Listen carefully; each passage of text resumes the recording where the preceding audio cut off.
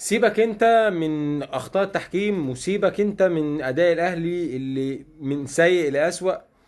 وسيراميكا اللي كان اداء النهارده علامه استفهام كبيره كده، ولغز محدش لا يعلمه الا الله والكابتن علي ماهر طبعا.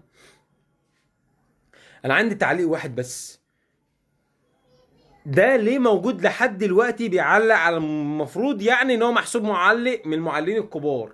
بأمارة ايه؟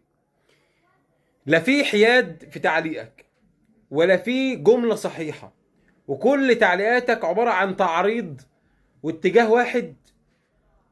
عايش في عالم موازي، ما انتش في الماتش اللي شغال. عمال تقول احداث ملهاش علاقة باللي بيحصل. ده انا اقعد اعد على ايدي ورجلي. انت مثال سيء للمعلق المنتمي.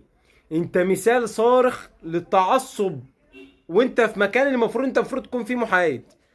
يعني المعلق المباراة، على فكرة سيراميكا دي فرقة مصرية، بيلعب فيها لعبة مصرية، مملوكه من شركه مصريه لصاحب الشركه مصري. لا تكون بس حضرتك ناس يا كابتن ايمن ولا حاجه. ليه؟ اقسم بالله انت يعني من ضمن اسباب التعصب في مصر انت يعني بدون جدال وبدون خلاف، انت اسوأ معلق موجود. اقسم بالله اهلاويه كتير جدا من الناس المحترمه اللي الواحد يعرفها من صحابنا وبتاع كده، محدش بيحبك لان انت عايش في كوكب تاني. ماتش اللي فات الاهلي الجمهور عمال يزعل الفرقه، جمهور الاهلي بيدعم ايه؟ النهارده اي كوره للاهلي لصالحه فاول، لا صح قرار صحيح، لا لا صح انت معاك حق، لا لا صح الحكم صح، لا لا لعيب سيراميكا المفروض يتعدم.